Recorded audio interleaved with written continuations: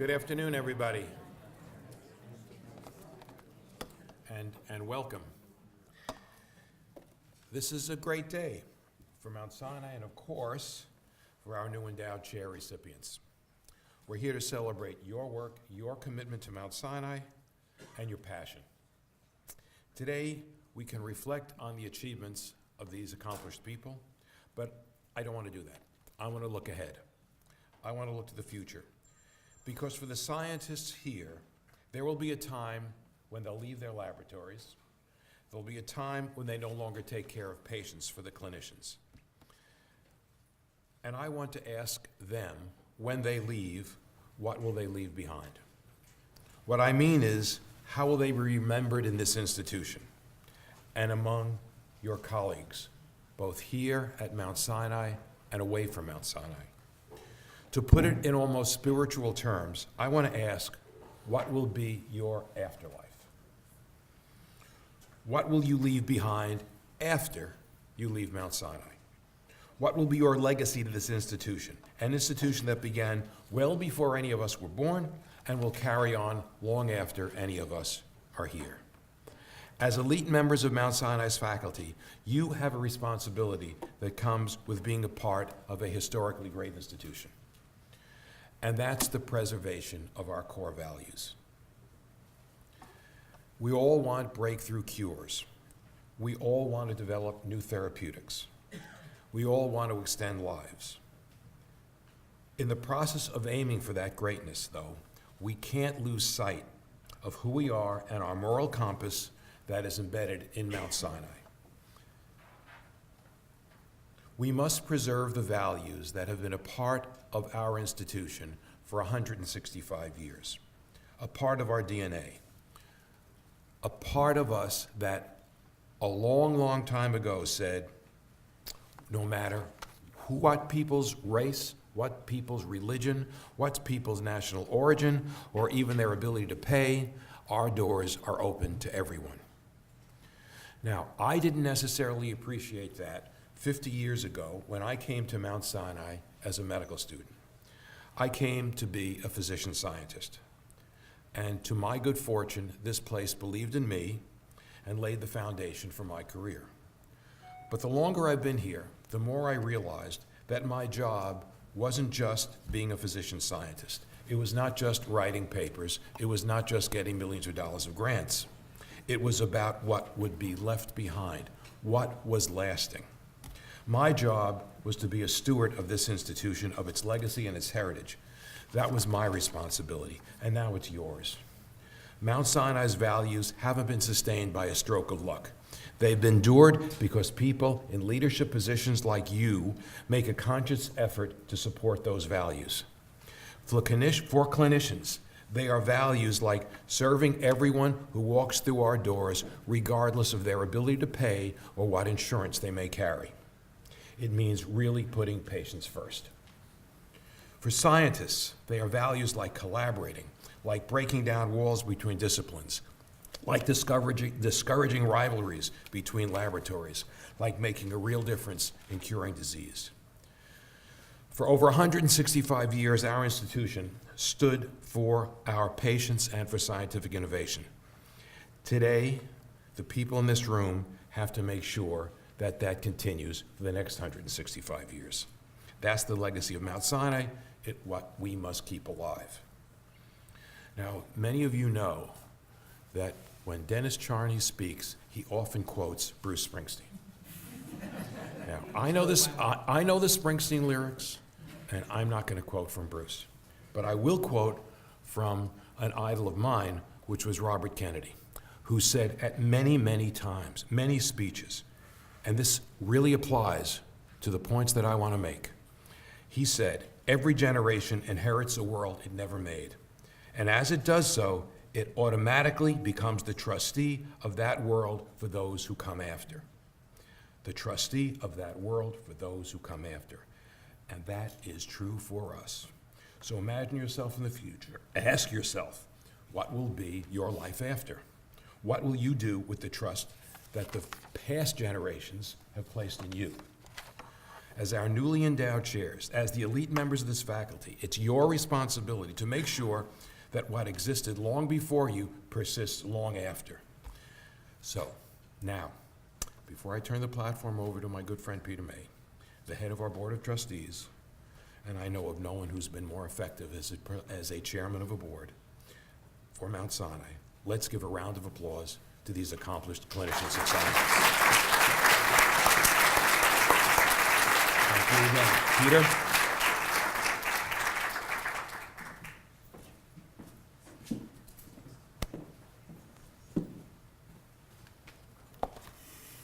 Thanks, Ken, and good afternoon, everybody. It's my pleasure on behalf of the Board of Trustees to welcome all of you to our annual convocation ceremony. In this, the 50th anniversary of the Mount Sinai Icahn School of Medicine. The founding of this school was, as I said, only 50 years ago, which seems like a long time, but in the life of a medical school and in terms of the accomplishments, it's really very, very short time. The school was started out of a garage around the corner. It actually was the home of a converted New York City bus facility. And today, 50 years later, I think we can be very proud of what Mount Sinai School of Medicine has become, as today it's the home of one of the nation's top medical schools. Not only are we training exceptionally bright and creative, innovative doctors, but we're also engaged in great medical research that generates new insights, diagnostics, and treatments. The School of Medicine's rapid ascent in stature, particularly in the past decade, is really a monumental achievement. Today, the Icahn School of Medicine is one of the top-ranked medical schools in the country. Our NIH funding per investigator is in the top 3. Nature magazine recently ranked Mount Sinai as one of the 10 most innovative research organizations in the world. And Fast Company magazine has named the Icahn School as one of the world's 10 most innovative companies in big data.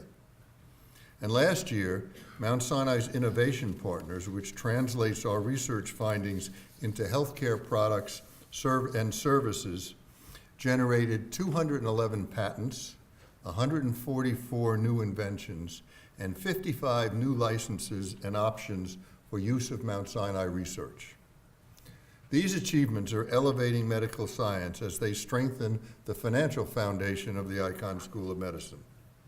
And credit is due to the visionary leadership of our CEO, Dr. Kenneth Davis, who you just heard from, our Dean of the School of Medicine, Dennis Charney, who you're going to hear from shortly, and the hard work of our professors and researchers, the philanthropy support of our donors and our trustees, some of whom are here today. So it's now my pleasure to recognize a number of the generous donors who are funding a chair this year, and the esteemed faculty members who are receiving the honors of those endowed fellowships, professorships. I'd first like to acknowledge our trustees, Jean and Jim Crystal, who've endowed the Jean C. and James W. Crystal Professorship in Genetics and Genomic Sciences. Thanks to you, Jean, and your son, Jonathan, who I think is here with us today, and congratulations to Dr. Adam Margolin, who will hold that chair.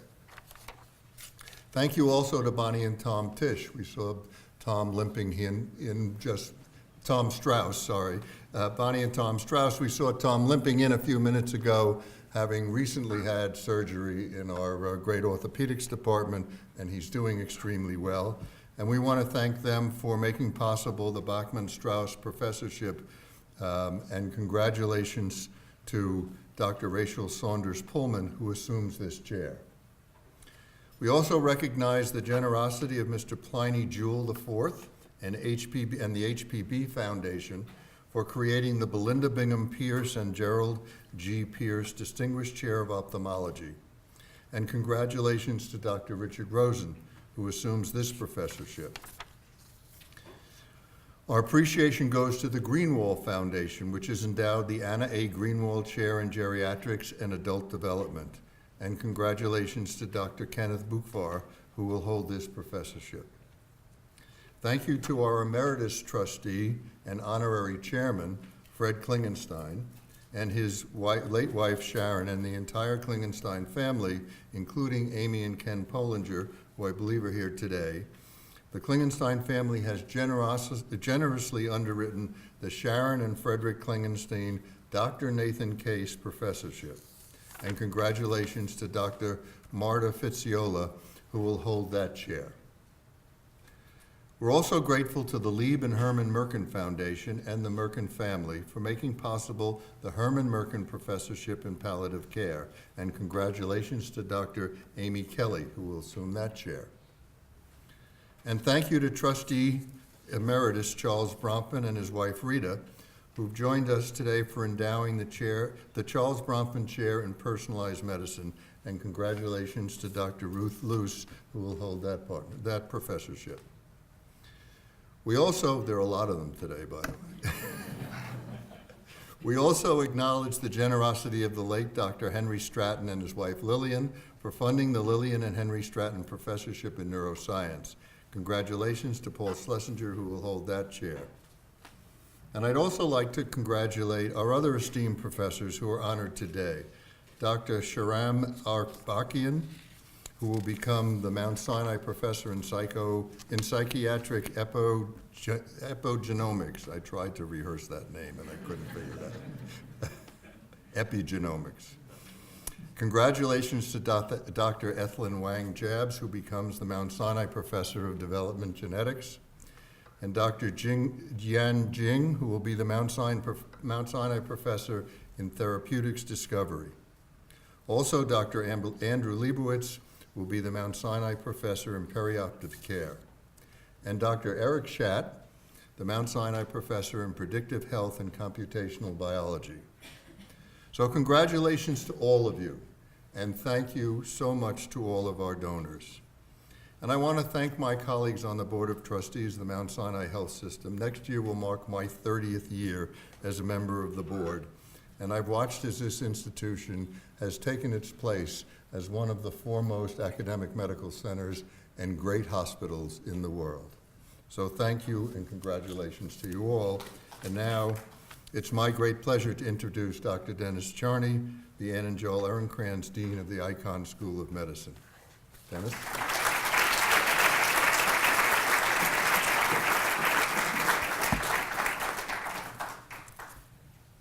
Let's give another round of applause for Peter May and his great leadership.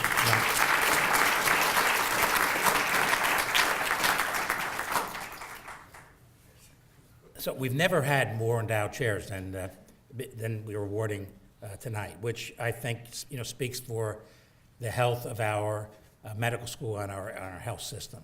It also means that we're going to be here for a while. So I'm going to give a state of the school. I'm going to go through, I only have about 30 minutes, so I'm going to go through a lot of the slides quickly, but the presentation will be online on my webpage, and it's also streaming, so I assume there are a couple of thousand of our faculty that are watching right now.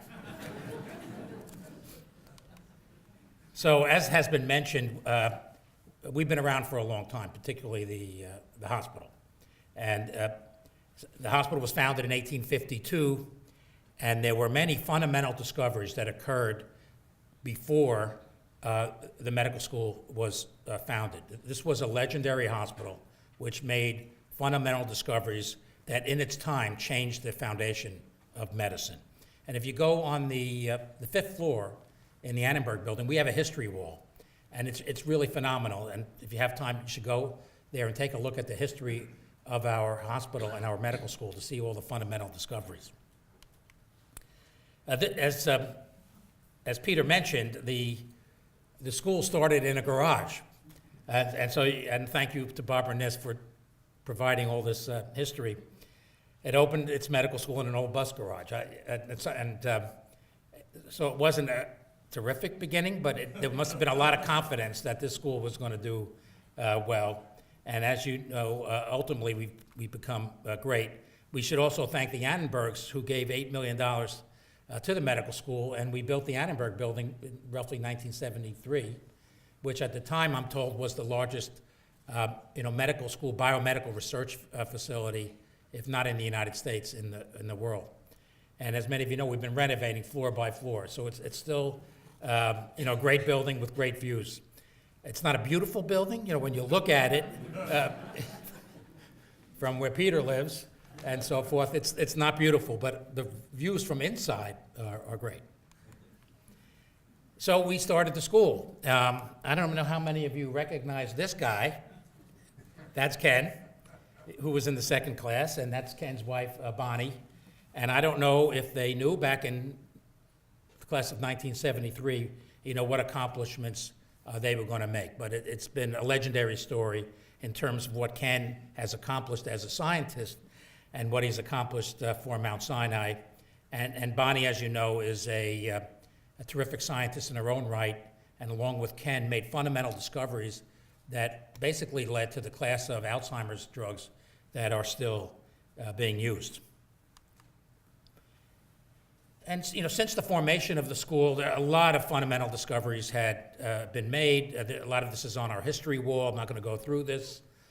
But we are known as a school and a hospital whose mission is to make discoveries that change the lives of our patients. And I say to the faculty, I say to the students, that if we're not going to make those fundamental discoveries, who's going to do it? It's really our responsibility to conduct that kind of science. And we are reaching new heights. There's a number of articles coming out in Scientific American about some of the discoveries that are currently being made by our faculty. And these are some of the numbers that deans like, especially when they're good. So for example, and Peter mentioned some of this, we are among the top schools every year in research dollars per PI, which means our individual faculty are among the best in the country. Our NIH funding is at its highest. We closed the fiscal year, September 30th, and as of now, we're number 12th in the country. About 10 years ago, we were like 25, 26. So we have risen as fast as any other medical school in the country. And as you know, competing for NIH dollars is tough, and we've been doing a very good job there. And we stand for innovation. I'm not going to mention this again. Peter mentioned some of these accomplishments regarding innovation. We're continuing to grow.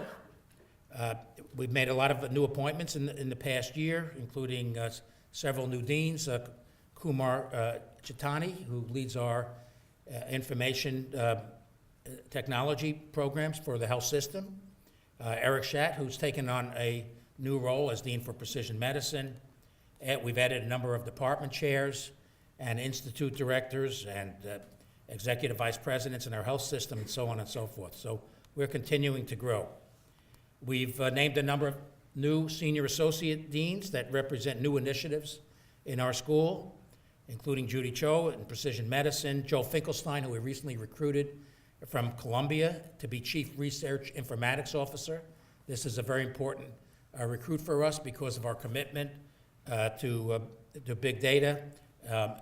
Another appointment I just want to highlight, and that's Jonathan Ripp. And as you know, issues related to burnout, depression, anxiety among medical students, house staff, and faculty is a national problem. And Mount Sinai is making commitment among very few medical schools to attack this problem. And so I've named Jonathan Ripp to be a senior associate dean for well-being and resilience, and he has now put together a team of associate deans to help with this problem. The class that we admitted this year is spectacular. I like to joke, and I think our faculty say this too, that we probably wouldn't get into Mount Sinai when we graduated from college. If you look at these metrics, the mean GPA is 3.84. So all these numbers are unbelievable. But on top of that, and I can't go through this now, but if you're interested, take a look at my white coat speech that I gave a couple of weeks ago, which describes the other accomplishments of our class. MD, PhD students recruited by Margaret Barron are also incredibly talented and already have done a lot of research themselves. We also admit students early. We call this the FlexMed program. This allows students who are in the middle of their college career to be admitted to medical school, to be guaranteed to come to Mount Sinai. They don't have to take the MCAT. They have a lot of freedom during the rest of their college career to pursue their passions, and then they come to us. They're also an incredibly talented group of students. A lot of innovation going on in med ed, including collaborations that we have established with the Department of the Navy, Deloitte Consultants, McKinsey and Company. So David Muller and his team are always looking to recruit a class of students that represent the spectrum of talents in America, whether they are major in humanities or hard science, or even already have experience in the military. For example, in the class that we just admitted, one student was a combat medic in Iraq for several years and had very difficult experiences in trying to save lives. Another student recently was commissioned as a second lieutenant in the United States Air Force. So you'll be very proud in meeting the current class of medical students. Very committed to diversity. We got a number of different programs that we have established to attack issues related to racism and bias. And I should point out the importance of the work that Gary Butts and his team are doing in that regard. We do have an LCME accreditation process that has started this year. We're going to be visited by the LCME, which is the accrediting body for medical schools in the United States. So we have a lot of work that is ongoing this year to get ready for that accreditation. We continue to renovate a number of areas on our campus. We are renovating Aaron Hall on the first floor to create a Center for Learning and Development. It's going to be a spectacular facility that is going to start in a couple of months, and it'll be completed in the first quarter of 2019. In terms of graduate medical education, under Marta Filisola's leadership and Mike Lightman's leadership in terms of the residency programs, we are doing very well. We have the largest residency program. There's Mike over there. Maybe just stand up for a sec. Thank you for all that you do. We have the largest residency program in the United States. So Mike has a big job. A lot of our programs are ranked very highly among other residency programs in the United States. This is an area where I think the numbers don't represent how good we actually are. So Mike and I have been, working with the chairs and program directors of the different departments about how this ranking occurs. What is the methodology, and I expect these numbers to improve in the next several years. A number of our faculty have been recipients of a very prestigious teaching award called the Parker Palmer Courage to Teach Award. Adam Levine in anesthesiology and Vicki Shanker in neurology have already received this award, and this year Sadia Akhtar received the most recent award, which reflects our commitment to teaching our residents. In terms of our PhD students, and this is under the leadership of Marta Filozola, the quality of our PhD students has improved dramatically over the last 3 or 4 years under Marta's leadership. This year we enrolled a class of 41 PhD students, 22% who come from underrepresented in medicine and science, and you can see the academic quality of those students. Our master's program has been growing, and both in size and in quality of our students in all the areas that you see on this slide. A number of accomplishments that I'm not going to go over in detail. I want to mention that we are launching a biomedical data science initiative, which is consistent with the overall initiative at our school in committing to be one of the best places in the country, if not the world, as it relates to genomic scientists, science, and data science.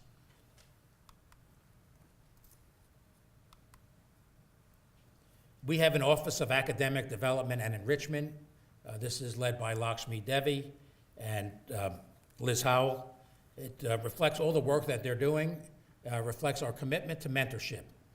We want to be the place where students and other trainees, postdocs, and house staff come, where they know they're going to get high-level mentorship and a roadmap to be successful in their career. And refer you to these slides that reflect all the work that our team has been doing as it relates to promoting academic development and enrichment. As I mentioned, we have a major commitment to diversity in all its aspects. We're working very hard to reduce issues related to unconscious bias. And this work is, again, led by Gary Butts and also by David Muller.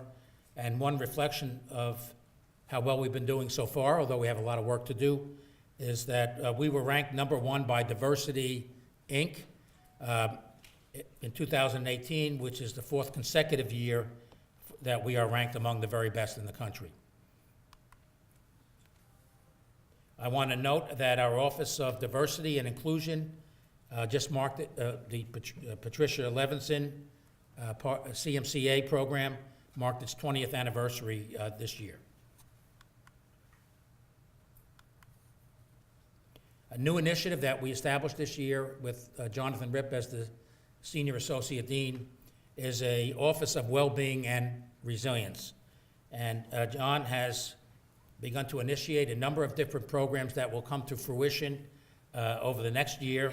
He's put together a team of associate deans covering our medical students, our graduate students, our house staff, and our faculty. We're promoting well-being and resilience through a number of different programs. One of the first things we're going to do this year is conduct a survey of those groups to determine, what do we need to do better to enhance well-being and resilience. So I mentioned our NIH funding. This is how we've done over the last several years.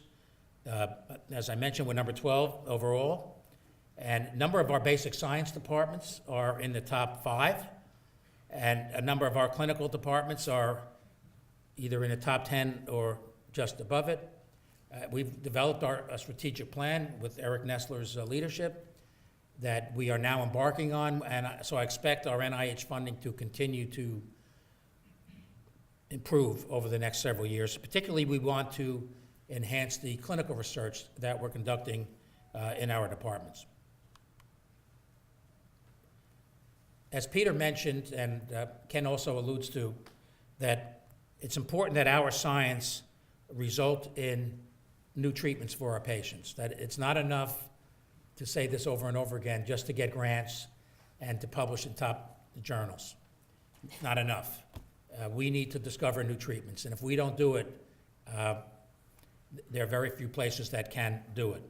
And so as part of not only investing in our faculty, we've also invested heavily in Mount Sinai Innovation Partners, which is our tech transfer office. We have over 30 staff in that program. It's led terrifically by Eric Liam. We've got a lot of new programs that help our faculty, including an accelerated program which involves startup support for research that has the potential for commercialization. And that's resulted in new groups, new innovation groups. And we've spun out more companies this year than ever before. We've got a lot of new licenses with pharmaceutical companies and other startup companies, which has the potential to lead to a lot of very exciting new treatments for our patients.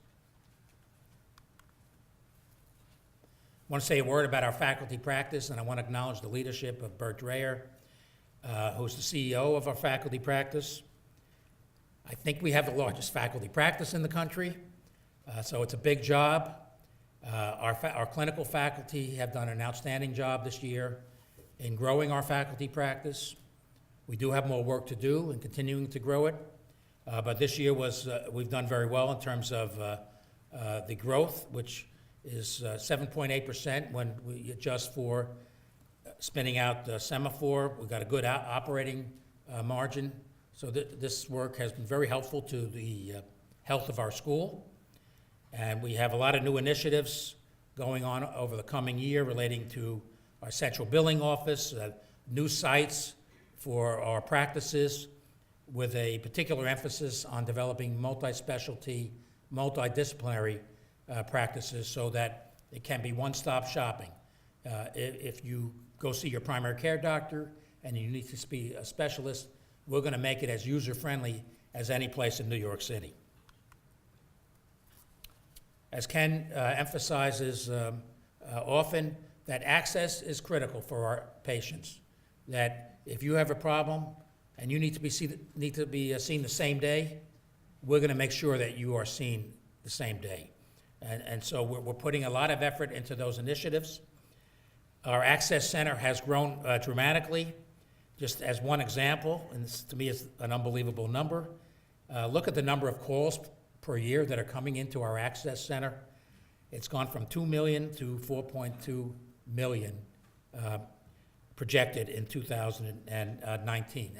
And Bert and Brian Smith and the leadership team, Alan Nadler, have working very hard to manage this growth to make sure that it works for our patients and our clinicians. A lot of ongoing initiatives, which I'm not going to go into, but we're looking to expand and at the same time show a commitment to the patient experience. And we have a new initiative called Commitment to Caring, which is working with our staff, our physicians, our front office people to make sure that the patient comes first and that the patient experience is unequaled. And this shows some examples of the growth of our faculty practice. And this is in thousands, so that's 1.8 million ambulatory encounters in 2018. Finances. You could have a lot of great ideas, but if you're not financially disciplined, it's not going to work. And I want to thank Steve Harvey, who is our Chief Financial Officer. When Steve walks down the hall and goes into a department, he's not always greeted with applause. But the discipline of being financially disciplined is very important to the health of our school, whether it's how we allocate space, who we recruit, the productivity of our doctors. It's all extremely important so that at the end, we're doing well financially. So that when we have a capital campaign, which we have initiated with Mark Costigan's leadership, and we get philanthropy, that philanthropy is used for new programs, for new initiatives, and not to cover deficits where it won't be as useful. So this is how we've done over the last few years. It looks like so far, although we have a couple of months to go, that 2018 will be a good year. If you break even as a medical school, that's actually a good number. And this are some of the issues that relate to how well we can do financially. Research is very important. As I showed you that the number of dollars we're getting from NIH is a bit much bigger than ever before, certainly very, very much bigger than a few years ago. We have a backlog of unexpended grants that exceeds $350 million. Now you may say, well, that's great. Well, in some respects it's great. It means we have a lot of cash in the bank, but it's actually not so great if it's so large, because it means if you're not spending your money, and I'm talking to our faculty out there, if you're not spending your research money, we don't get the indirects. And so the money just sits there and you're not hiring staff. So it's very important that you spend your grant money, and we'll be talking to you over the next several months to bring this bring this number down.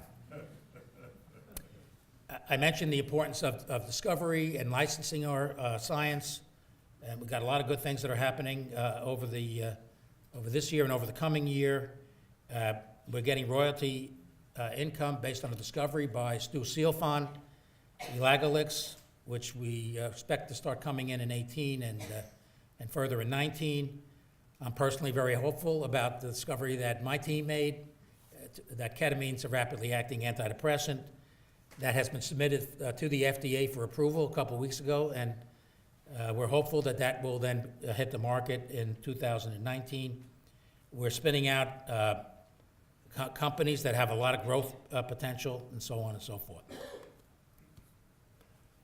There are challenges to our continued growth. It's important that the faculty practice continue to do well and even better if possible. We have clinical space constraints that we're working on. We need to continue to grow our royalty and licensing income, and the capital campaign is also very important to our growth going forward. I'm not going to go through this in detail. You'll see this on the website, but we have an action plan that the faculty needs to be very much involved in to continue to meet our financial challenges. We developed a strategic plan in 2017. We're now implementing that plan in 2018.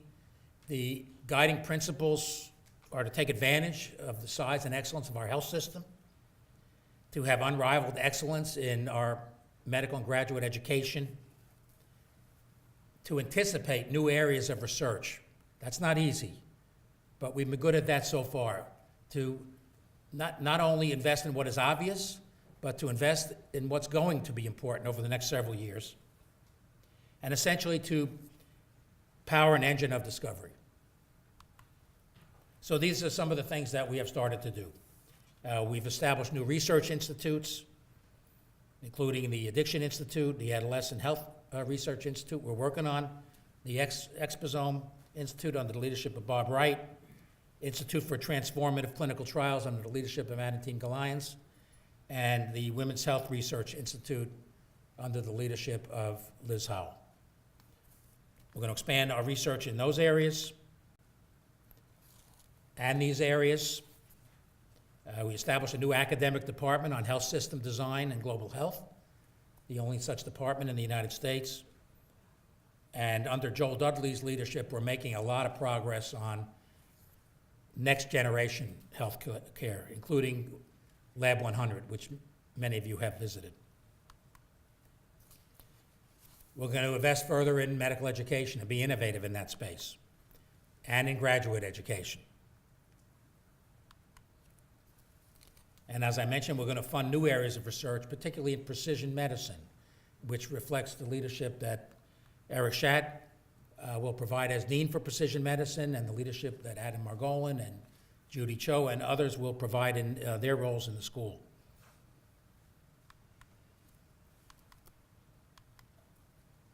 Precision medicine affects all areas of medicine, and it's going to have a more important role as time goes by. Cancer, heart diseases, brain disorders, and childhood illnesses, and so forth. So we see that as a fundamental area for us to invest in going forward, and it involves drug discovery and genomics and predictive analytics and so forth. We're going to establish, and we're just working on this, a Center for Genomic Health, emphasis health, and to use emerging advances which have resulted in a reduction in the cost of having your genome sequenced, and new innovations on how to provide reports back to the doctor and the patient, so that a genomic screen can be part of your healthcare in a routine way, just like getting a CBC, so that you go to your primary care doctor. And one of the things you ultimately get, and we want to be a leader in this because it's not happening yet, that we say, you know, I think we ought to do a whole genome sequence and determine what genes are actionable right now that you may not know about, and what genes do you have that might place you at risk for diseases later in your life, whether it's heart disease or cancer or mental illness or metabolism of drug problems and so on. So we haven't established this yet, but we're going to over the next year, which will involve collaboration with the Brompton Institute for Personalized Medicine, the Institute for Next Generation Healthcare, our Department of Genetics, our Institute for Genomics and Multiscale Biology. We're going to bring all our leaders in this area together to form this new center. We're going to invest in immunology going forward, and as I mentioned, further investment in drug discovery. As part of our strategic plan, we're going to have to recruit more faculty. So as Mark raises all this the money, we will be hiring new faculty, consistent with what we did before in our strategic plan that was so successful back in 2006 and 2007. We are going to need new space, and this is going to be a process. Our first initiative will be to renovate 101st Street. That's a building that some of us have called the nurses' residence, although hardly any nurses live there anymore. That's right across from our emergency room. We own the building. We're going to renovate it to create a center for data science and technology, which will facilitate what I've already mentioned, like a center for genomic health and predictive analytics and so forth. So that'll be our first project. And then down the line, we're looking to build another major research building, a life science center, which will allow further enhancement and growth of our cancer programs, our clinical cancer programs, which have grown tremendously over the last several years, discovery science in wet lab space, and incubator space for the formation of new Mount Sinai companies and perhaps other companies as well. And just to highlight again, the ultimate outcomes that we're going to hold ourselves to as a faculty and a training site, outstanding publications, more NIH funding, more intellectual property, collaboration with industry, more Sinai companies. But most important, and we can't say this enough, discovery that changed the lives of our patients. I want to thank Rama Iyengar for, as usual, he's done this with me for the last 12 years, for putting together this presentation.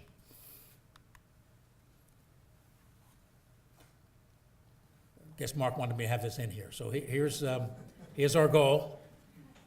Initial goal is 1.5, but we're pushing to go to 2 billion. We're in that phase now where we're talking to potential donors. So far, so good.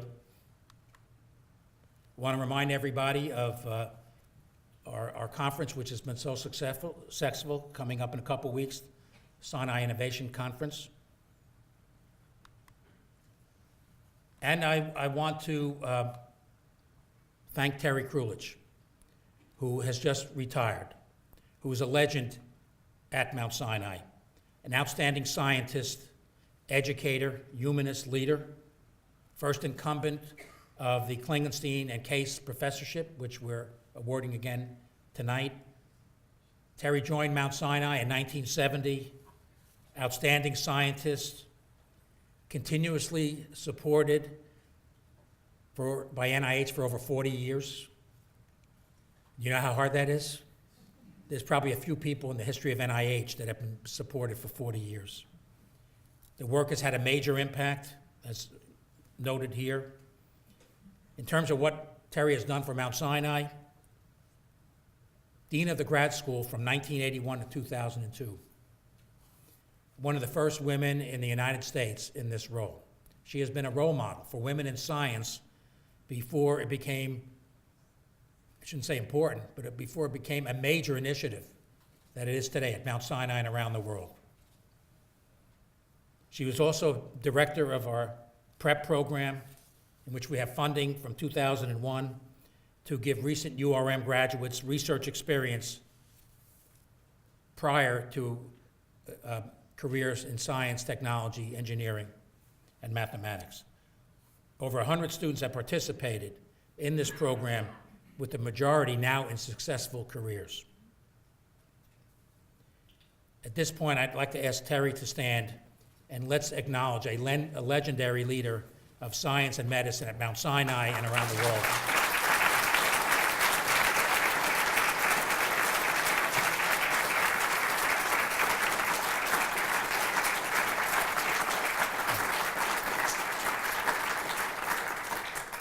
Thank you, Terry. We can't thank you enough for what you've done for us. And we have lost a couple of people this year that I want to acknowledge in terms of their remembrance. Pamela Sklar, outstanding psychiatrist, neuroscientist, geneticist, role model for women in science, gone too soon. Ihor Lemishka, who led our Stem Cell Institute. He loved science, was a great scientist, made fundamental discoveries related to stem cell. Gone too soon. And James Holland, a physician who helped show that chemotherapy could treat cancer, winner of the Lasker Award. His work literally helped save the lives of millions of people. We lost 3 great people this year. Let's have a moment of silence in their memory.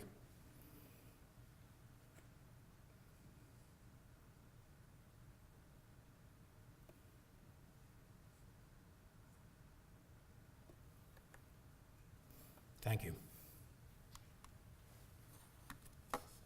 At this point, I'd like to start what we've been waiting for, and that is the awarding of the endowed chairs. Our first recipient is Dr. Shahram Akbarian, Mount Sinai professor in psychiatric epigenomics. Presenting Dr. Akbarian's citation is Dr. Eric Nestler, who's Dean for Academic and Scientific Affairs and the head of our Friedman Brain Institute. Eric?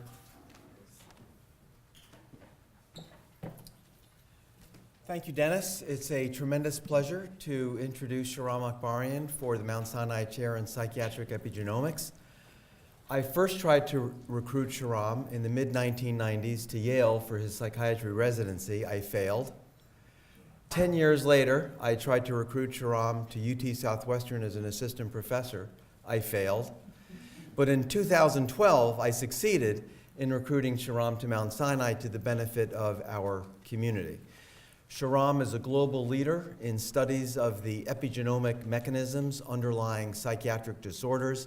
His lab makes major use of postmortem human brain samples as well as laboratory animals. A major feature of the work has been to develop highly novel tools that make such analyses possible at the level of individual cell types. Tools that have really been revolutionary for the field are now used worldwide and are providing fundamentally new information about the mechanisms of mental illness. It's been spectacular for me personally to have Shahram as a close colleague, collaborator, co-grantee, and friend over the past 6 years, and we're just getting started. Shahram, congratulations.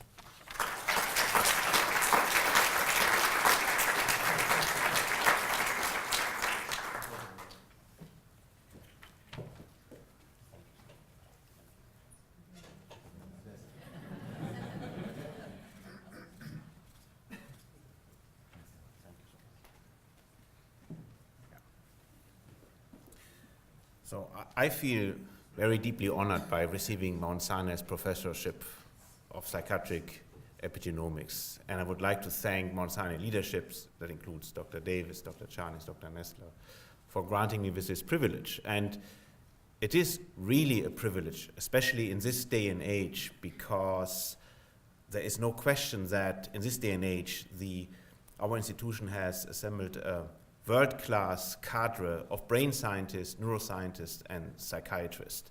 So whenever I'm going to meetings and so people tell me, oh, you guys at Sinai, you're building a dynasty, an empire, I say, well, good. So I'm thanking leadership for being part of this. And I study the 3-dimensional foldings of the genome in the nuclei of each of our brain cells. And that is all driven by powerful technology, but technology by itself does not deliver innovation and discovery. So you need top-notch biocomputing experts, neuroscientists, psychiatrists, all working together under one roof. And take my word for it, Mount Sinai is one of very, very few institutions who are up to that task. So, and last not least, I would like to thank my family, my wife Joy, my children Eva and Alex for their patience and for supporting me in this endeavor. Thank you.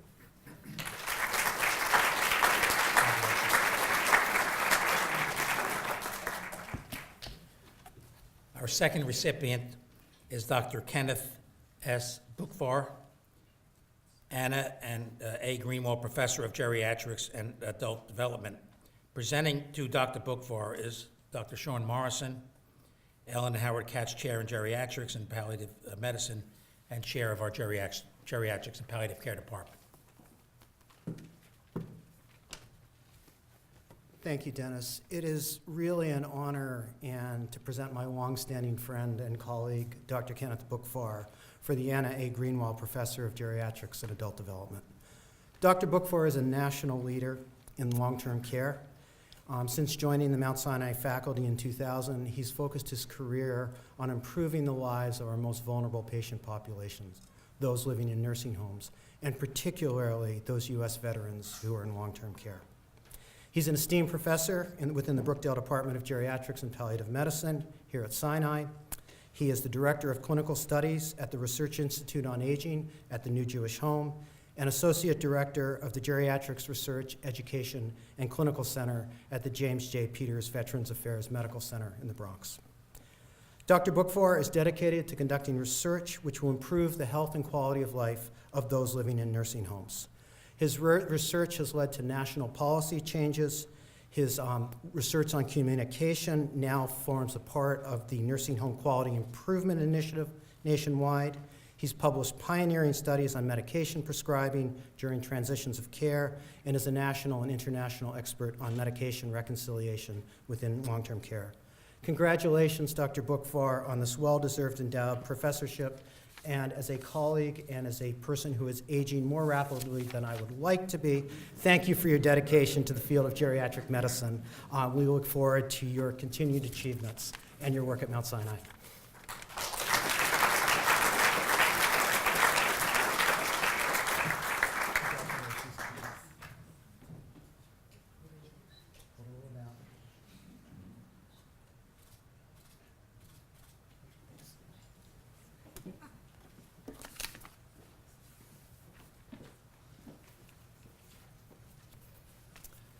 Thank you. Thanks, Sean, Dean Charney, Dr. Davis, Mr. May. I'm very honored to receive this Greenwald Chair in Geriatrics and Adult Development, and I recognize that a professorship dedicated to scholarship and teaching in long-term care is rare, and want to extend my gratitude and appreciation to the Greenwald family for their generosity and forward-thinking support in this area. 1.5 million Americans currently reside in nursing homes, and another 2 million are mostly homebound. At Mount Sinai and the New Jewish Home, where the Greenwald chairperson resides or sits, have led geriatrics education, training, research, and clinical care for these populations since the early 80s, and they've been my professional home since 2000.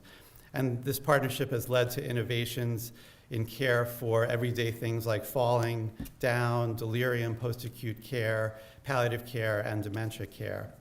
I've had great mentors at the Jewish Home. Les Lebo, who was the first holder of this chair, recruited me as faculty and showed me that rigorous intellectual medicine research and teaching happens in nursing homes. At Mount Sinai, Sean Morrison, Al Su, and Chris Castle launched me on this research career. And at the Bronx VA, Mary Sano and Eric Langhoff have developed a real positive and nurturing culture within which to do clinical and health services research for veterans. I'm lucky to be working in these three environments still. I do want to recognize the patients and families that I've had the privilege to know and work with, and I really appreciate the opportunity that the Greenwald Chair provides to continue figuring out how to help make these vulnerable older adults' lives better. Thank you.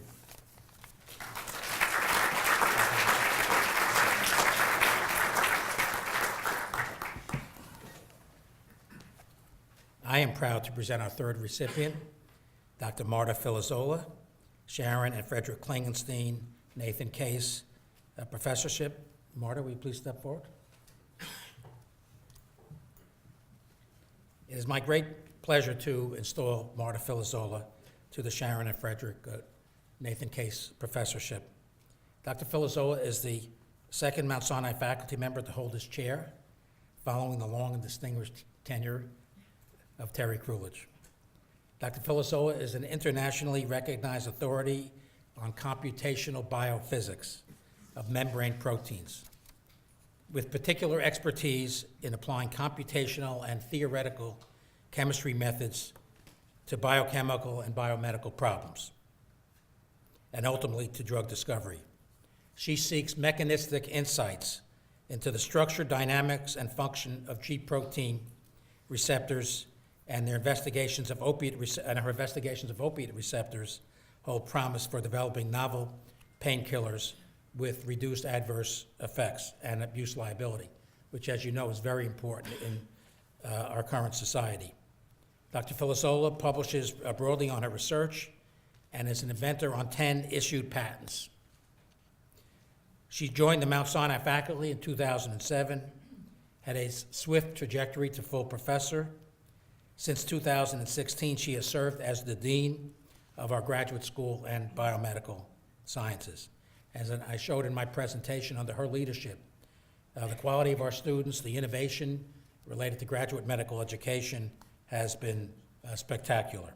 Please join me in congratulating Dr. Filisola, a dedicated, innovative educator, investigator, and colleague in her installation in the Sharon and Frederick Klingenstein Nathan Case Professorship.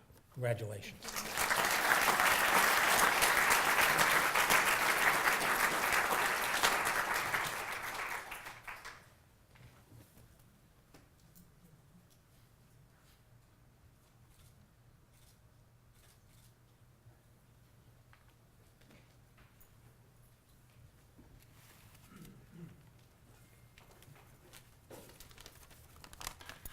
Thank you, Dean Charney, Dr. Davis, Mr. May.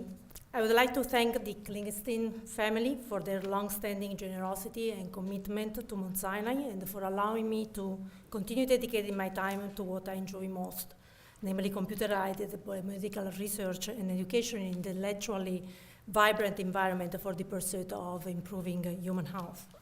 I'm honored to follow in the footsteps of two legendary figures in the Mount Sinai community, Dr. Nathan Case and Dr. Terry Cruilch, who are the best example of scientific and academic leadership one could possibly wish for.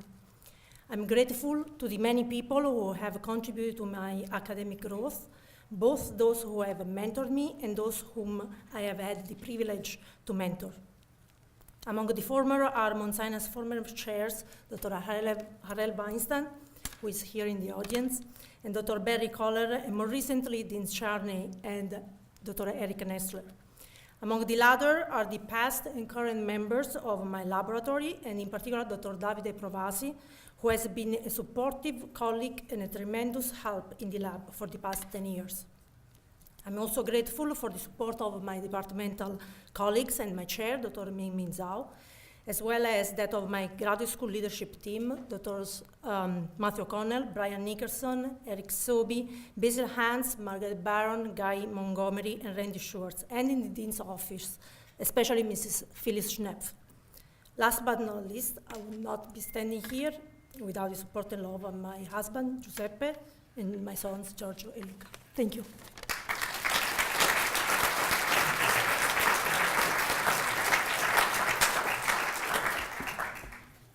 Our next recipient is Dr. Ethelyn Wang Jabs, Mount Sinai professor in developmental genetics. Presenting to Dr. Jabs is Dr. Adam Margolin, Jean and James Crystal, professor of genetics and genomic sciences, and chairman of our Department of Genetics.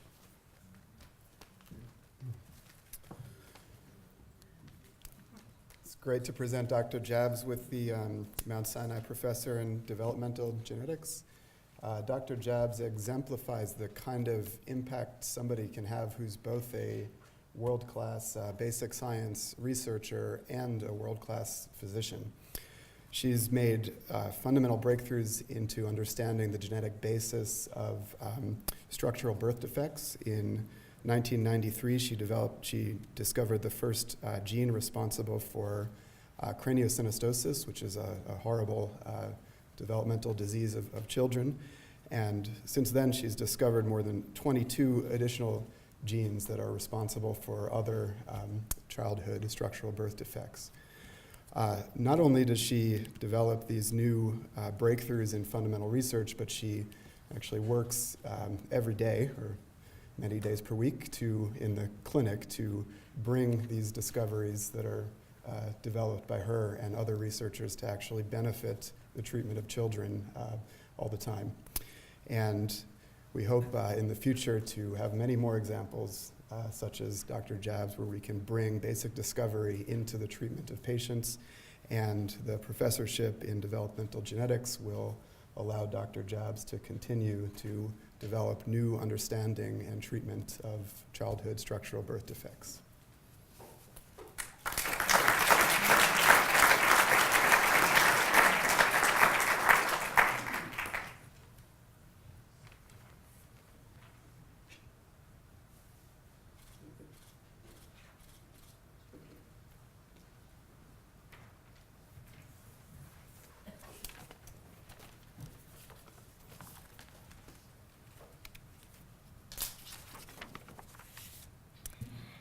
So I remember first coming to Mount Sinai and thinking how big the Guggenheim atrium was and its soaring ceilings.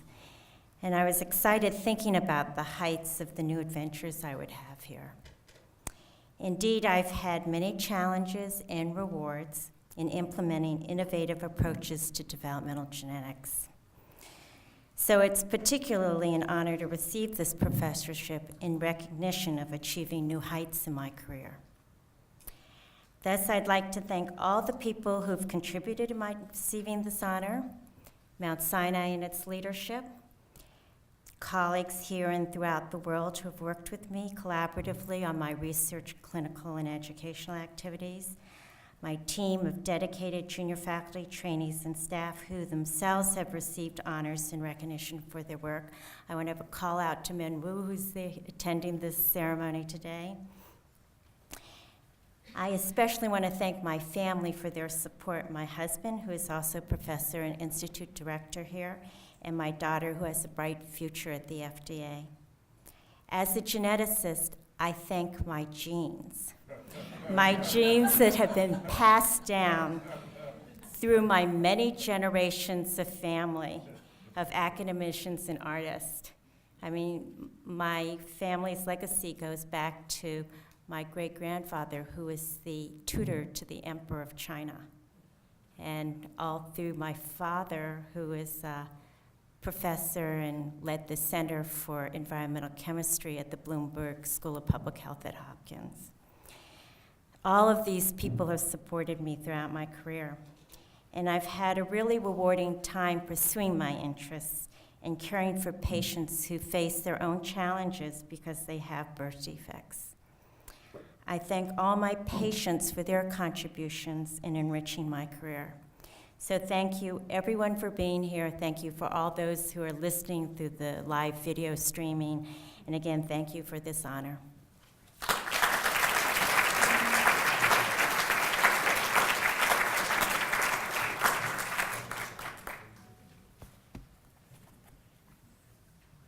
Our next recipient is Dr. Jin Jin, Mount Sinai Professor in Therapeutics Discovery.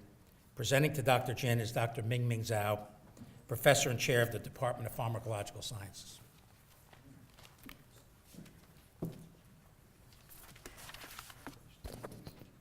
Thank you, Dennis.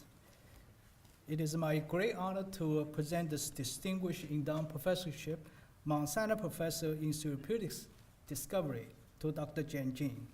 A synthetic organic chemist by training, Dr. Jian leads a world-renowned research lab at Mount Sinai that focuses on rational design and the synthesis of novel small molecule compounds that target key enzymes and proteins required for the development of human diseases, ranging from cancer to neurological disorders. These small molecules are being widely used by many investigators, not only at Mount Sinai, but also worldwide, to study disease mechanisms. They're also being actively developed into new medicines to treat such disorders. Dr. Jian regularly publishes his work in top journals. He's extremely successful in getting fundings for his research. He's also innovator. He's an inventor for more than 50 patents. Dr. Jane joined Mount Sinai in 2014. This professorship is very fitting. In it, we honor a friend and colleague who truly honors all of us at Mount Sinai through his outstanding academic achievements and literally fulfilling our institution's mission, which is to cure disease and alleviate the suffering in the society through scientific discovery and innovation. Congratulations, Jen.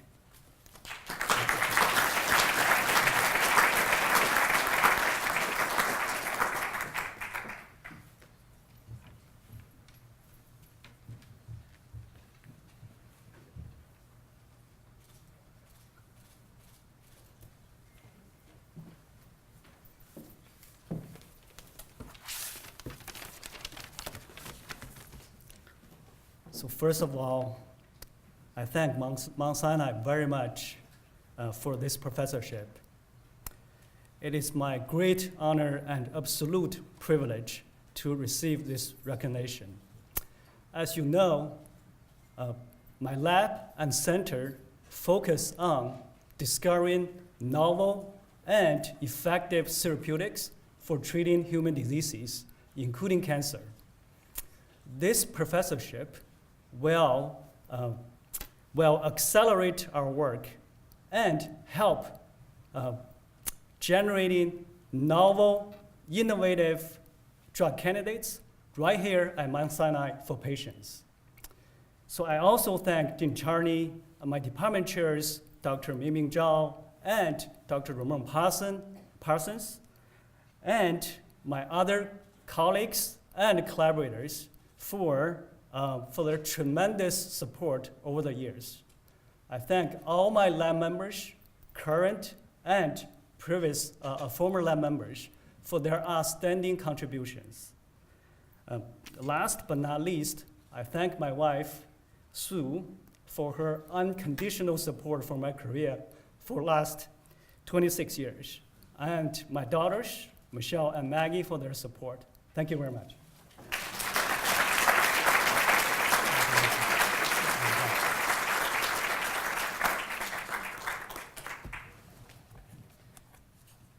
Our next recipient is Dr. Amy S. Kelly, Herman Merkin Professor in Palliative Care. Presenting to Dr. Kelly is Sean Morrison, as I introduced before. Right? Thanks, Dennis. Sorry. I am really delighted to be up here again on behalf of the Brookdale Department to present Dr. Kelly as the Herman Merkin Professor of Palliative Care. As the last recipient of this chair, I can't think of a better person to hold it, and I am just thrilled to be up here to be able to present Dr. Kelly to you. She is the Vice Chair for Health Policy and Faculty Development in the Brookdale Department of Geriatrics and Palliative Medicine, and a newly tenured Associate Professor. Her research bridges the intersection between geriatrics and palliative medicine by focusing on the needs of seriously ill older adults and their families. Her research in particular has focused on regional practice variations and the relationship between patients' social, functional, and medical characteristics on the care that they receive. Her research on Alzheimer's disease and other serious illnesses has been heavily cited in both the professional and lay press, and including in the most recent National Academy of Medicine's report on serious illness in the United States. Her work is shaping health policy at a national level and has been discussed at both CMS, the national academies, and at the National Quality Forum.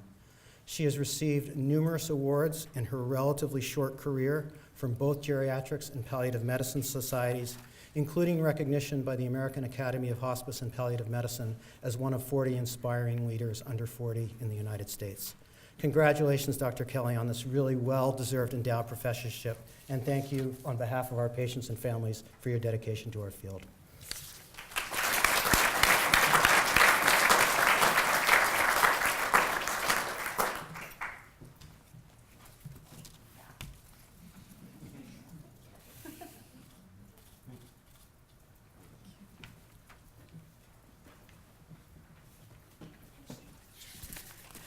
Thank you, Sean.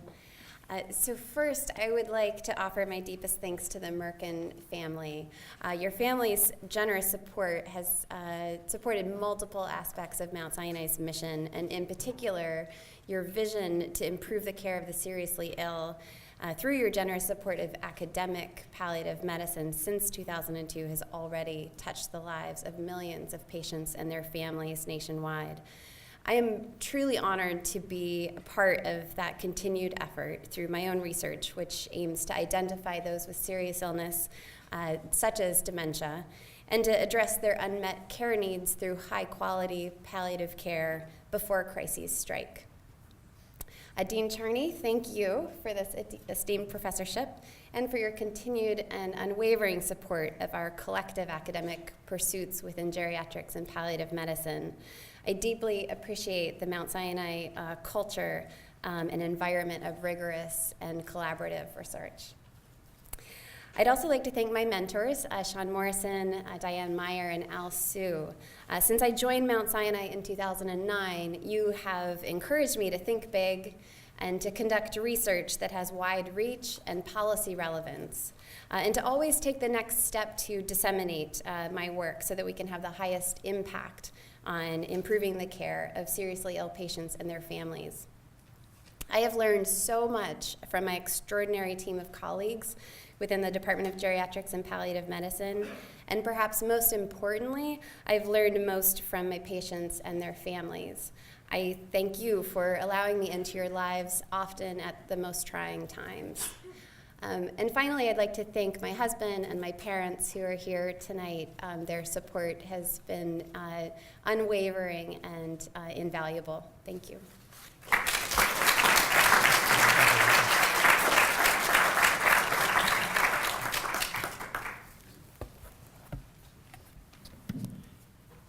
Our seventh recipient is Dr. Andrew B. Leibowitz, Mount Sinai Professor in Perioperative Care.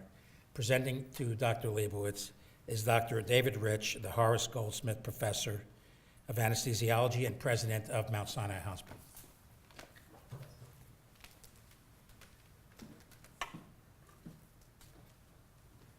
Thank you, Dean Charney. It is my honor to present to you the first Mount Sinai Professor of Perioperative Medicine. Andy is the 1983 graduate of the Mount Sinai School of Medicine, triple boarded in anesthesiology, internal medicine, and critical care, a long pathway. His clinical journey propelled him to leadership very early in his career in many areas, and don't forget that if you are an anesthesiologist and a critical care specialist, you have to do a few other things along the way, like establishing a surgical nutrition service and many other pathways. The things that propelled Andy in this role also were his scientific contributions. There are multiple publications that are very much seminal within our field. During the period that I was chair of anesthesiology, there was no doubt that Andy was the sole choice to be executive vice chair, to be a trusted advisor, and clinician to the stars. He has given anesthesia to a significant percentage of people in this room, I'll point out. And only another anesthesiologist would know just how many lives Andy has saved, and not outside of this room. But the other thing that I would want to say is that running a clinical department is quite a challenge, and Andy has risen to that challenge in a way that few could have imagined, because it wasn't just so easy to become chair in 2014 because we just become a complex health system. And with not a word of preparation from any of us, all of a sudden Andy had 2 more departments to absorb right away. And he did that with great style and grace, and has created just a really wonderful spirit in combining departments, raising the academic level of departments throughout the health system. I am particularly proud of something that I'd started as chair of anesthesiology, the Eliasberg Scholars Program, to raise the next generation of clinician scholars within anesthesiology. Andy has taken that program and he's really brought it to the next level. Nurturing the next generation of clinicians and scholars is part of what we do as Mount Sinai chairs, and Andy has done that just as well as anyone, and probably better than most. Beyond anesthesiology and critical care, Andy has taken on other important roles. He helped found the Institute for Critical Care Medicine here at Mount Sinai. He stepped up when we had a crisis and had to develop a biocontainment unit and help train faculty for a very frightening task that luckily we didn't have to handle, which would have been receiving patients with life-threatening illnesses that could be very infectious. And he is currently going to take on yet another task, president of the medical board, and that is something that no one takes on without a great deal of courage. As a very self-effacing individual, I know that Andy doesn't really want to hear any of this. He would rather I talk about his accomplishments as a cyclist and as a proud father.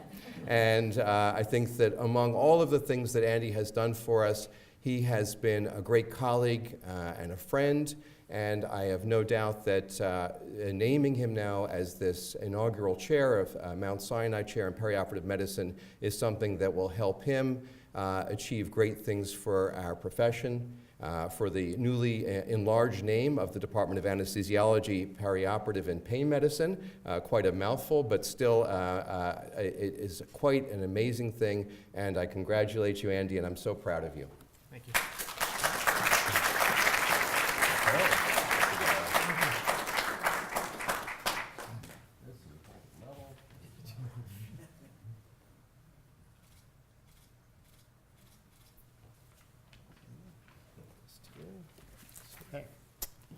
Thank you to everyone at Mount Sinai that made this possible. As David has thoroughly described, I spent a lot of my life at Mount Sinai. Since 1983, I spent only 3 years away doing internal medicine elsewhere before I came back and then trained and rose through the ranks here. Mount Sinai feels like my home, I think because I spent more waking hours at Mount Sinai than at my home, I'm pretty certain. In fact, I purposely chose a home that's only about 200 yards in that direction, so I don't even have to spend much time in the commute. I owe my success to a few persons that really deserve special mention. One is David Bronheim. He was my co-resident in internal medicine, just ahead of me by a year, who convinced me to do anesthesiology as a combination with a career in critical care medicine, and he's been on my I'd say, best friend, best buddy, go-to list ever since, and has been on the faculty as a colleague of mine, and we're very close. Tom Iberti, my first ICU mentor, who unfortunately died when he was still a very junior attending, and I wasn't much more junior than that, and he taught me not to accept dogma. He also taught me the most important lesson in my career. I know some people quote Springsteen and some people quote Kennedy, but I quote Iberti. He said, never start a procedure with a full bladder or a full wastebasket. 30 years later, 20,000 procedures, I could attest to the wisdom of that. Ernest Benjamin, who recently retired, taught me to never grow tired of being surprised. Dr. Rich, whose hard work and attention to detail is without parallel, who taught me to get out of the OR and do other things. And my wife, Dr. Barbara Noor, sitting shyly in the back. She's the real scientist in the family, the only holder of an NIH grant in my house, one of the key scientists in development of one of the best-selling pharmaceutical products of all time, $50 billion in sales. Imagine if Dr. Charney had that. She's put up with thousands of nights of my call. She's put up with my cycling edition and 100 other professional inconveniences while accomplishing all of that. Thank you, Barbara.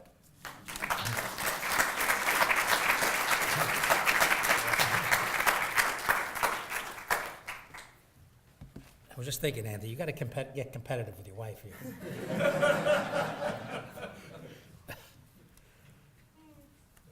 We'll talk more about that NIH grant, too. Now, our next recipient is Dr. Ruth Luce, Charles Bronfman Professor in Personalized Medicine. Presenting to Dr. Luce is Dr. Judy Cho, Director of the Bronfman Institute for Personalized Medicine. Thank you, Dean Charney. It gives me great pleasure to introduce Dr. Ruth Luce, the inaugural holder of the Charles Bronfman Chair in Personalized Medicine. Dr. Luce is the co-director of the Bronfman Institute and is a world's authority on the genetics of obesity. Our institute truly came of age when Ruth saw the vision and possibilities for a health system-based biobank called BioMe and joined Sinai. Because of Ruth, BioMe is known worldwide. She is the consummate academic, having published over 350 articles, many at the highest levels. I would like to thank the Bronfman family for their thoughtful, committed, and generous support. I know that Ruth will carry this honor with the highest possible academic rigor. Like the namesake of her chair, Ruth's competitive spirit and commitment to excellence has and will continue to lift Sinai to the first ranks of personalized medicine. Congratulations, Ruth.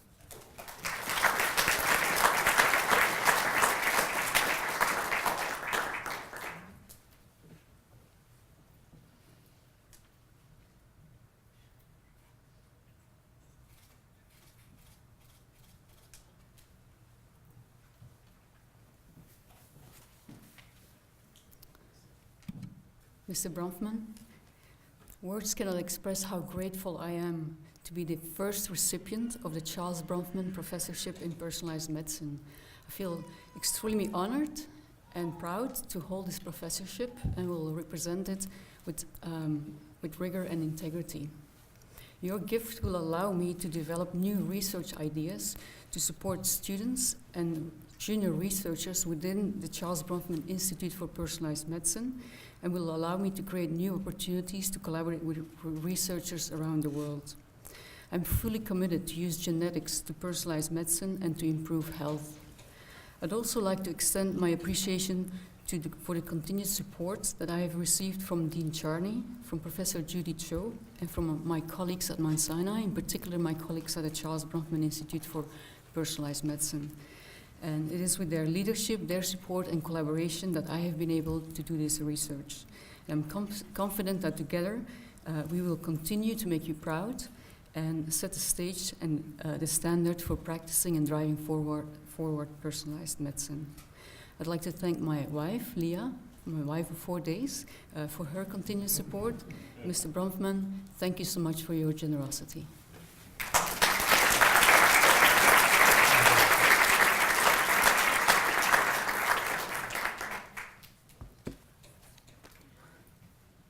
I've been thinking about what Springsteen quote to use, since everybody keeps, and I got one, but I'm saving it for the end.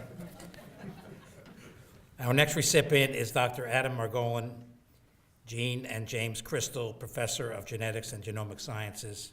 Presenting to Dr. Margolin is Dr. Eric Schadt, who's our Dean for Precision Medicine. I got that exact title right. Yeah. Adam. So, my great pleasure to bestow upon Adam the James and Jean Crystal Chair for Genetics and Genomic Sciences.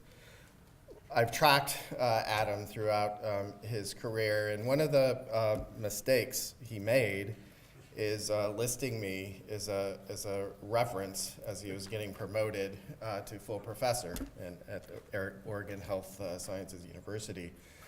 And so when I got the package, we were thinking about who could we recruit to kind of take my place in the Department of Genetics and Genomic Sciences. And so seeing Adam's, the work he'd been doing, very exciting. He focuses on the computational side and how do we use advanced machine learning approaches to elucidate, the causes and best treatments for disease, for human diseases, and cancer being sort of chief among those applications. And as anybody knows, the whole field of machine learning and being able to process very large scales of data is at the forefront, and so it's great to have a master of that now here at Mount Sinai. In addition, though, Adam has pioneered, a true pioneer in how do you facilitate team-based science in research in this era of big data.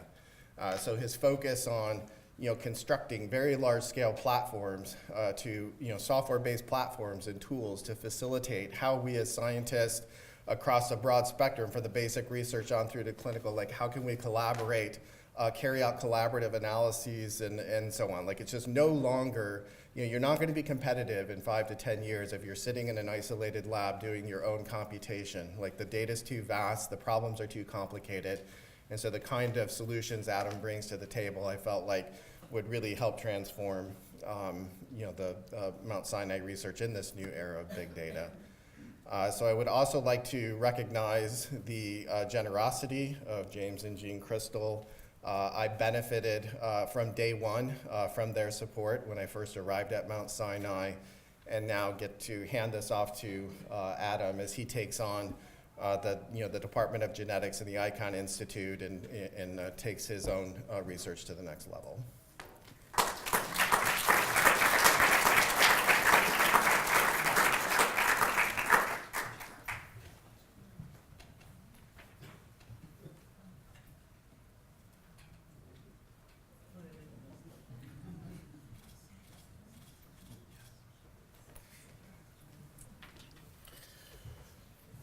Okay, thank you very much, Eric. It's an honor to receive this endowed chair from Mr. and Mrs. Crystal.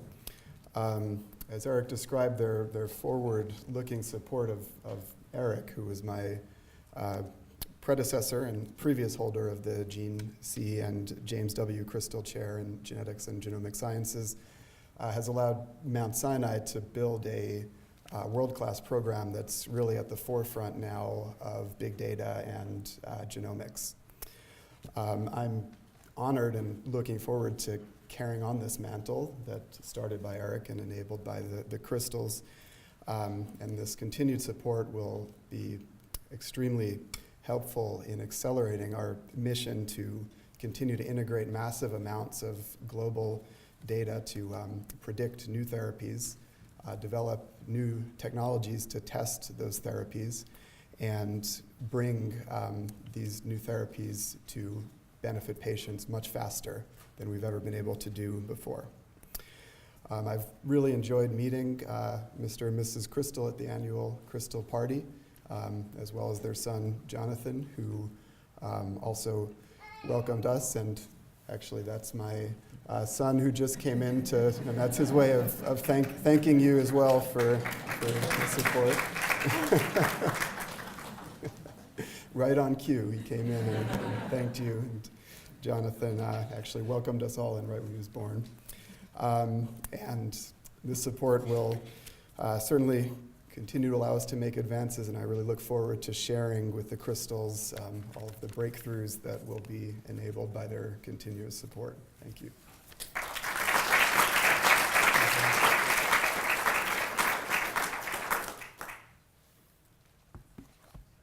Our next recipient is Dr. Richard B. Rosen, Belinda Bingham Pierce, and Gerald G. Pierce, Distinguished Chair of Ophthalmology. Presenting Dr. Rosen's citation is Dr. James Tsai, Assistant Chair and Delafield Rogers Professor of Ophthalmology and President of the New York Eye and Ear Infirmary. Thank you, Dean Charney. It gives me great pleasure to present Dr. Richard Rosen with the Belinda Bingham Pierce and Gerald G. Pierce, MD, Distinguished Chair of Ophthalmology. Dr. Rosen currently serves as Deputy Chair for Clinical Affairs, Director of the Retina Service, and Vice Chair and Director of Ophthalmology Research at the New York Eye and Ear Infirmary of Mount Sinai. He is the second holder of this esteemed chair and follows in the footsteps of his mentor and the inaugural recipient of the Pierce Chair, the late Dr. Joseph Walsh, who served for 25 years as Chair of Ophthalmology at the New York Eye and Ear Infirmary. Through collaboration with the University of Kent and Ophthalmic Technologies, Richard has developed innovative multimodal instruments for the study of retinal diseases, including macular degeneration, diabetic retinopathy. His research has contributed to our understanding of the choroidal blood flow and retinal blood flow and metabolic imaging of these retinal diseases. Most recently, he led a team to construct an adaptive optics imaging facility at New York Eye and Ear Infirmary in the Shelley and Stephen Einhorn Clinical Research Center. This is one of only several of these adaptive optics laboratories in the world. Dr. Rosen has authored numerous book chapters and articles and was awarded an honorary doctorate in medical physics from the University of Kent in Canterbury, United Kingdom, where he is a visiting professor. Please join me in congratulating my good friend and colleague, Dr. Richard Rosen, on receiving this esteemed chair. Congratulations.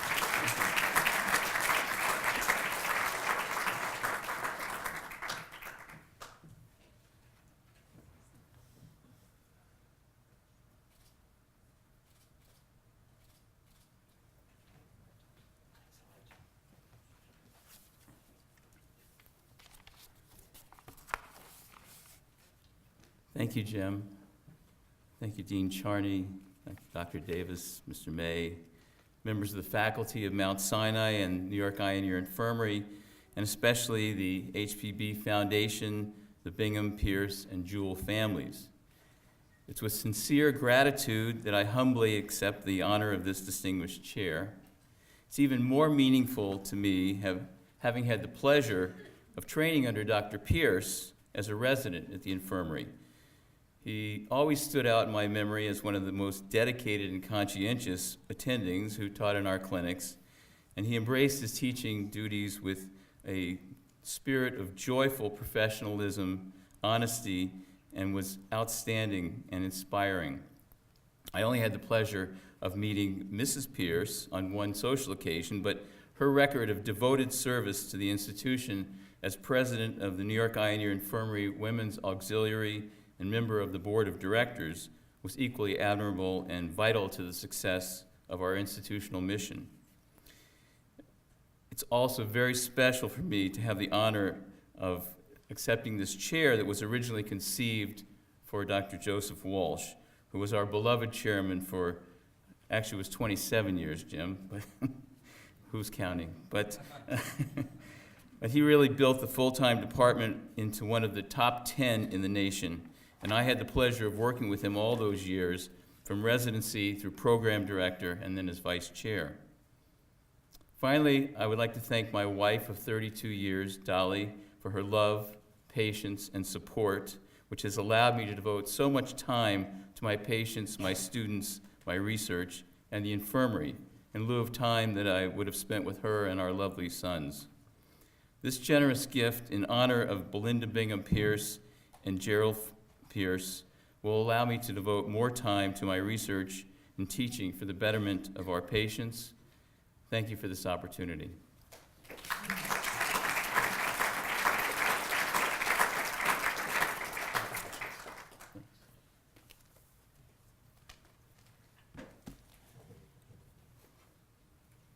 Our next recipient is Dr. Rachel Saunders Pullman, Bachman Strauss Professor.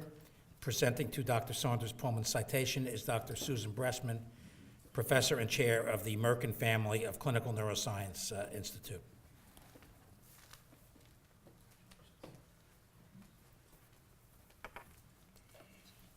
It is a very special privilege for me to present Rachel Saunders Pullman for the Bachman Strauss Chair in Movement Disorders, established over 20 years ago by Louis Bachman and Bonnie and Tom Strauss.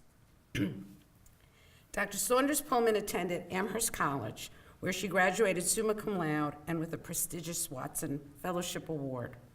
She then moved to Columbia's College of Physicians and Surgeons for medical school, neurology residency, and movement disorders training. It was during her movement disorders fellowship as one of her mentors that I came to appreciate Rachel's love of inquiry and solving really tough problems, as well as her careful, humanistic care of patients.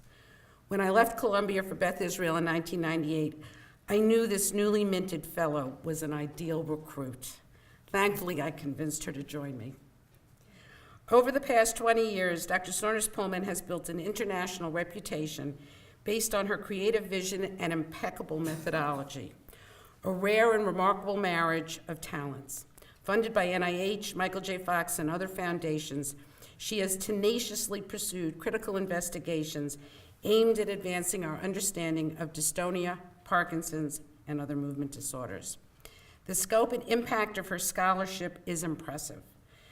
They include genetics fieldwork leading to the identification of 3 dystonia genes, novel studies that expanded the notions of movement disorders expression to include psychiatric imaging and sensory biomarkers, and most recently, an impressive body of work characterizing clinical features and biomarkers in Parkinson's disease patients and their families.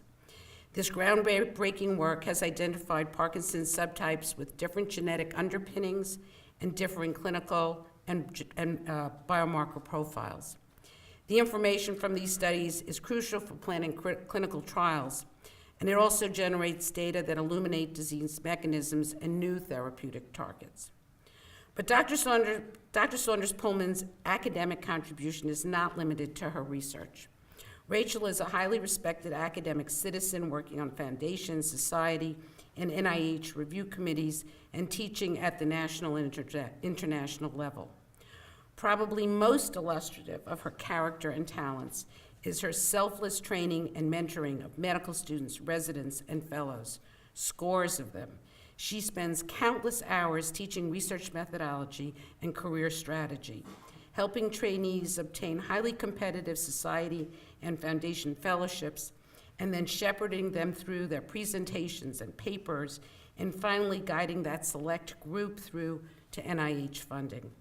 She is a mentor and role model to so many. This honor, the Bachman-Strauss Professorship, recognizes and supports Dr. Saunders-Pullman's important work and the stellar example of scholarship and altruism she represents for the Sinai community and beyond. And I want to personally thank Rachel for being the best possible friend and colleague and a true mensch.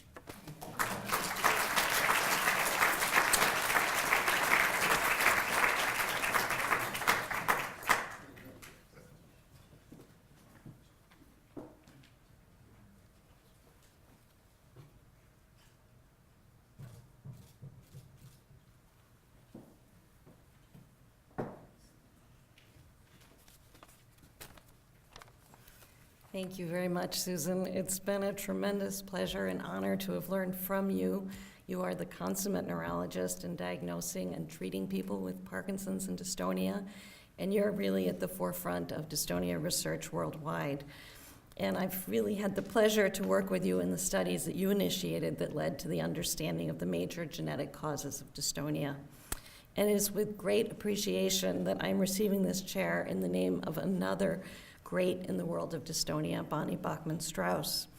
As the head of the Bachman-Strauss Foundation, Bonnie has spent the last 35 years tirelessly promoting both better care for people with dystonia and Parkinson's and facilitating research. The Bachman-Strauss Foundation has played a pivotal role in the recognition of dystonia and in many researchers being able to commit to this study.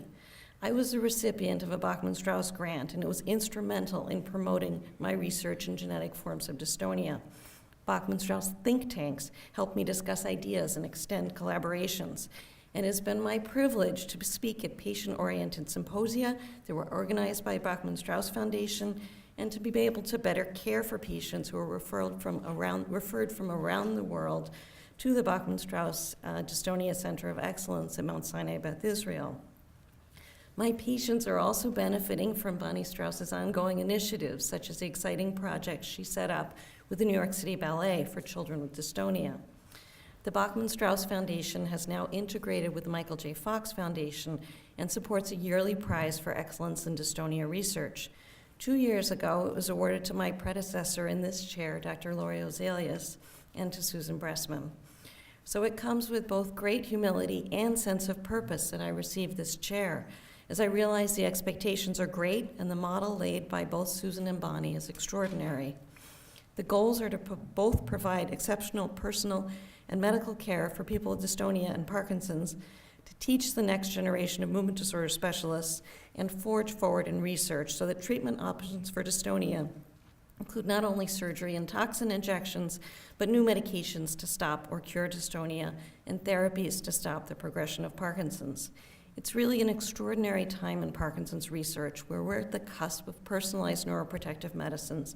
And through the support of this chair, we're better equipped to move this promise forward into making these options available to our patients. So thank you, Bonnie and Tom Strauss. I'm honored for the opportunity to work in your model and push relentlessly forward to treat and cure these disorders. I also want to thank Dean Charney, Dean Davis, and Mr. May, and thank my patients, colleagues, friends, and family, some of whom could be here tonight. Thank you.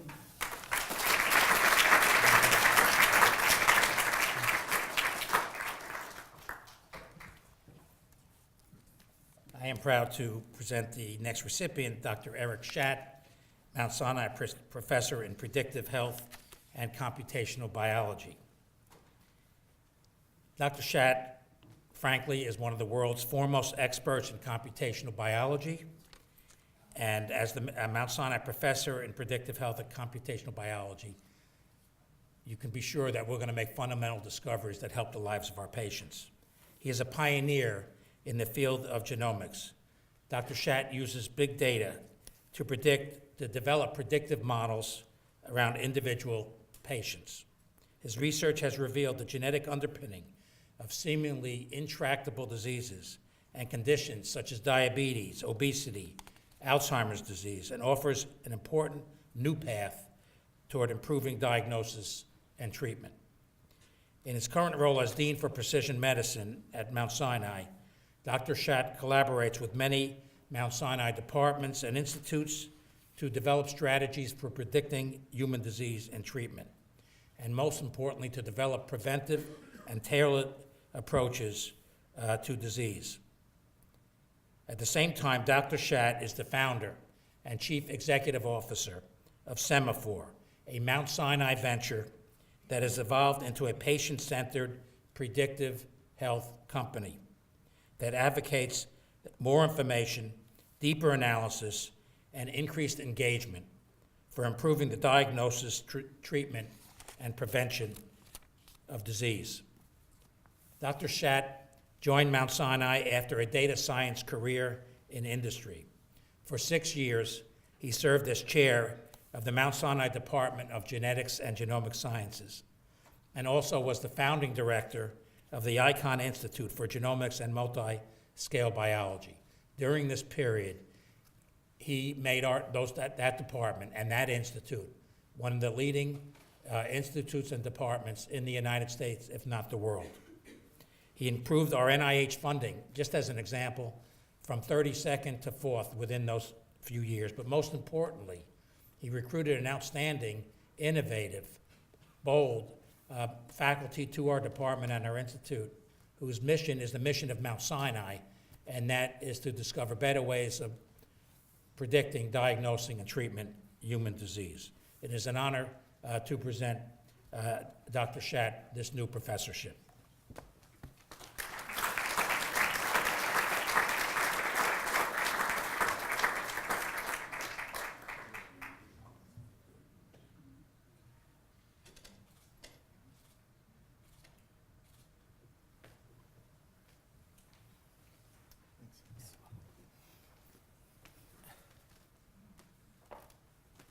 Well, I'm just very deeply appreciative of all the opportunities that the leadership of Mount Sinai, from Dr. Charney to Dr. Davis and even onto the board with Peter May and others, and the trust that they put in me to sort of push very purposefully forward over the last 6 years. This was my first academic job, so I can imagine the stress Dennis was under as I came on to, and who's this alien being who's coming in and wants to help transform the way we practice healthcare. So just the last 6 years have been among the most rewarding in my life, and I'm just looking forward to the future, moving hand in hand with Mount Sinai as we embark on how can we transform the ability to diagnose and treat patients, model individualized health course trajectories for those patients, and guide them in the most accurate, predictive, and beneficial way.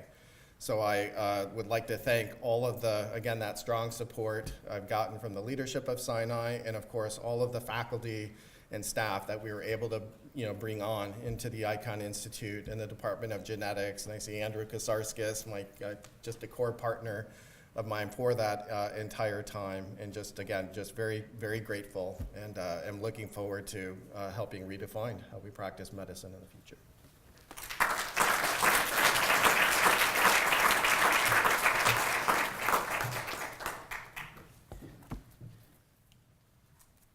Our final recipient, but not the least, is Dr. Paul Schlesinger, Lillian and Henry M. Stratton Professor of Neuroscience. Presenting to Dr. Schlesinger is Dr. Paul Kenny, Ward Coleman Professor and Chair of the Arthur Fishberg Department of Neuroscience. Thank you, Dean Charlie.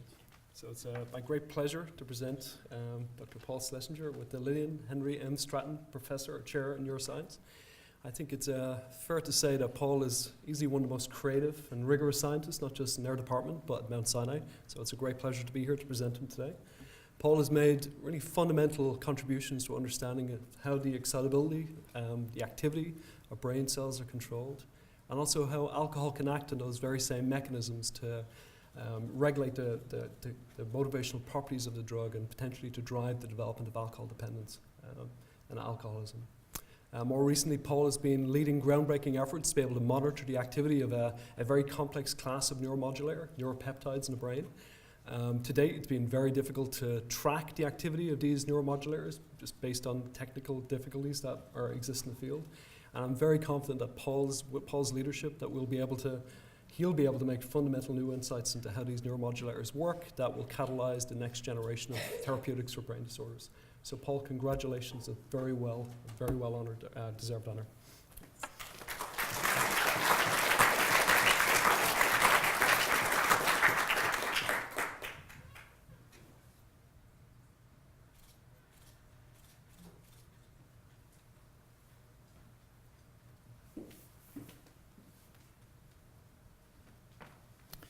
Well, I guess I'm the last one up, so we're almost ready for the break. And so I'll keep this short and sweet so we can transition off to the festivities afterwards. So first, I would like to thank the Mount Sinai leadership, including Eric Nessler, for recruiting me to come out here in 2012. It was a big change. We were living in San Diego. Coming to New York City was an incredible change and difference. Positive. I'll say the weather's a little bit different, but we were able to adjust to that just fine. I'd also like to thank the departmental chair, Dr. Paul Kenny, for being incredibly supportive during the time that I've been here. And also to the Lillian and Henry Stratton family for creating this chair in neuroscience. I'd also like to thank my family, who's here in the back, or in the middle, and for their support through the entire process of my career. And of course, I have to thank the people in the lab, both current lab members and former lab members, for coming up with or supporting the research that we have so that we can make these scientific breakthroughs in the lab. It's in the last 6 years I've been here, I'd have to say it's been an incredibly warm and supportive place to come to. You can sort of talk about the Sinai family, which is the group of colleagues that you have, and interact with them. And I can tell you that in the 6 years I've been here, it's been a very collegial place. I've had many collaborations, and I've just truly enjoyed building my research laboratory here at Mount Sinai. And then lastly, I'd have to thank the generosity of the Stratton family. As Paul alluded to, some of the research in my lab, we try to really push the boundaries of neuroscience. And that kind of pushing really isn't possible through the traditional NIH funding, because these ideas are untested and sometimes they fail and sometimes they work. But through support like the Stratton family, it'll allow me to continue in pursuit of those new discoveries. Thank you.